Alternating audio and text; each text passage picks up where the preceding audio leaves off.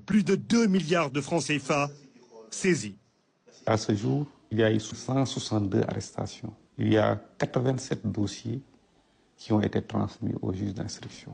Et à l'heure où je vous parle, en termes de saisie et de cautionnement, nous sommes à un montant de 2 milliards 500 millions de sommes qui ont été saisies dans des comptes ou de cautionnement, en plus de moyens roulants qui ont fait l'objet de saisie confiés à Londres. Building administratif. 6e étage. Le directeur des affaires criminelles et des grâces nous indique que le PJF est un outil qui vient consolider l'état de droit et marque une rupture avec les autres instruments connus jusque-là. Ce qui différencie le pôle judiciaire et financier de la CREI, c'est que d'abord la CREI, elle n'était compétente que pour le délit d'enrichissement illicite à titre principal. Par contre, le pôle judiciaire et financier va connaître de la grande délinquance économique et financière.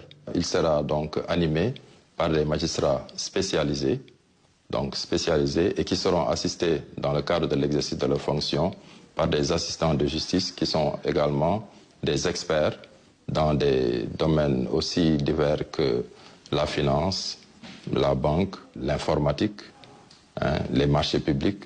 Créé en août 2023, en exécution des conventions que le Sénégal a signées, le pôle judiciaire et financier permet de mieux prendre en compte les droits des personnes poursuivies.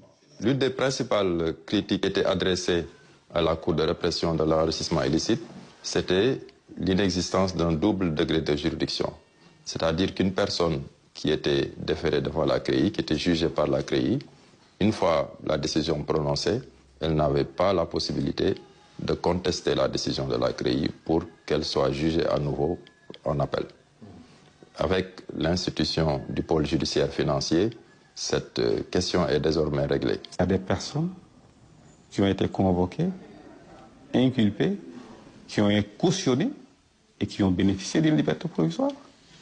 Par ailleurs, mais lorsque l'on est convoqué au niveau du pôle judiciaire financier, ce n'est pas seulement en qualité d'inculpé. On peut vous convoquer, mais pour vous entendre pour une raison. Le communiqué rendu public le dimanche 12 janvier dernier sur la traque d'un montant de 125 milliards a mis le PJF sous les feux de l'actualité.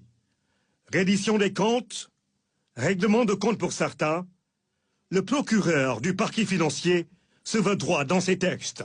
D'abord, il y a des dossiers que nous avons reçus venant des unités d'enquête. Nous avons également reçu des